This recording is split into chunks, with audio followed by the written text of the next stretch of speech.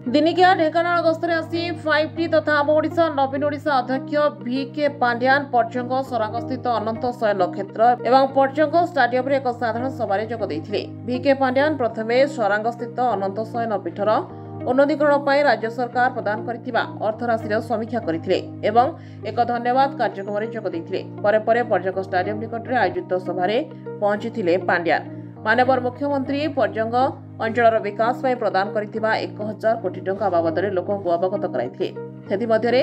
सुआखाई काटणी रे चाषी मानकर सुविधा पाई आड़ीबंध निर्माण जहुपड़ा और मुक्ता पसी लो भोल्टेज समस्यार समाधान पाई 22 कोटी टंका विनिमय 2टी ग्रिड सबस्टेशन निर्माण सहित पर्जंग अष्टशंभु महादेव मंदिर रूपांतरीकरण पाई 2,20,000 टंका राज्य सरकार मंजूर करथिबा कहिथिले VK पांड्यान।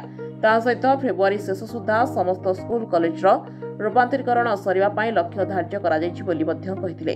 एथि सहित विगत 6 मास मध्यरे से पर्जंग अंचल को 2 थर गस्त करिथिबा बेले पूर्वथर लोकंक ठारू से 500 रु अधिक अभियोग पत्र ग्रहण करथिले। सेथिरु 450टी समस्यार समाधान होई सारिथिबा से कहिथिले।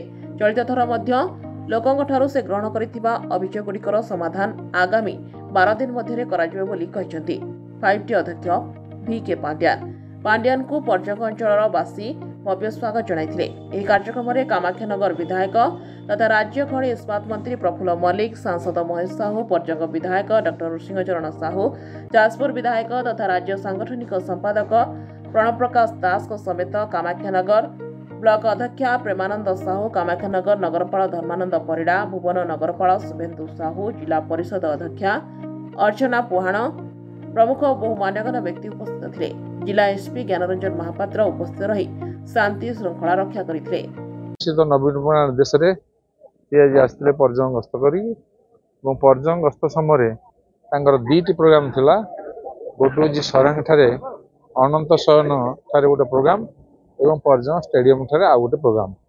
अनंत शयन रे जो अनुदान दिया ताकू से अनुदान से सहयोग कर सुपारिश क्रमे माननीय मुख्यमंत्री अनुदान दे 3,50,00,000 और 2,71,00,000 दे जनसाधारण तरफ धन्यवाद देवा लगे गोटे सभा होता से जोग देते से बहुत लोक जमा होते सेठी विभिन्न कथा कहले सरकार विभिन्न आभिमुख्य माननीय मुख्यमंत्री सेवामूलक जो चिंताधारा तार आभिमुख्य बाबद लोक बुझेले तापर ये पर्जंग स्टाडियम ठारे ग्रीभांस नवा लगी जनसमुद्र ये उपस्थित थिले।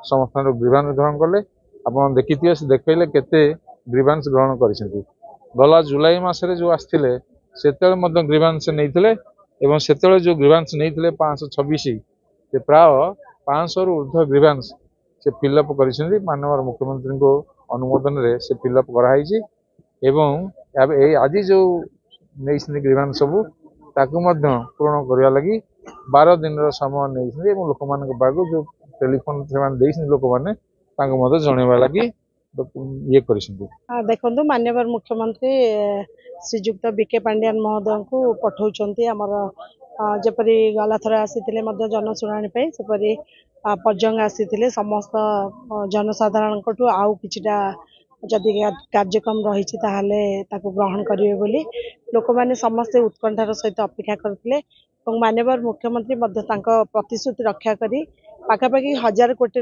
प्रकल्प को अनुमोदन कर सारी आज जहाँ पर्जंग माटीर विकास जो जनसाधारण मैंने जो अभियोग रखिंट कि डिमांड रखिंट निश्चित ताकू पुणी माननीय मुख्यमंत्री ये 2 मास भितर कार्यकारी करने चेष्टा करेंगे बोली प्रतिश्रुति देकी से जाइछन्ते। ढेंकानाल अक्षय कुमार नंदक स्वतंत्र रिपोर्ट रियो न्यूज।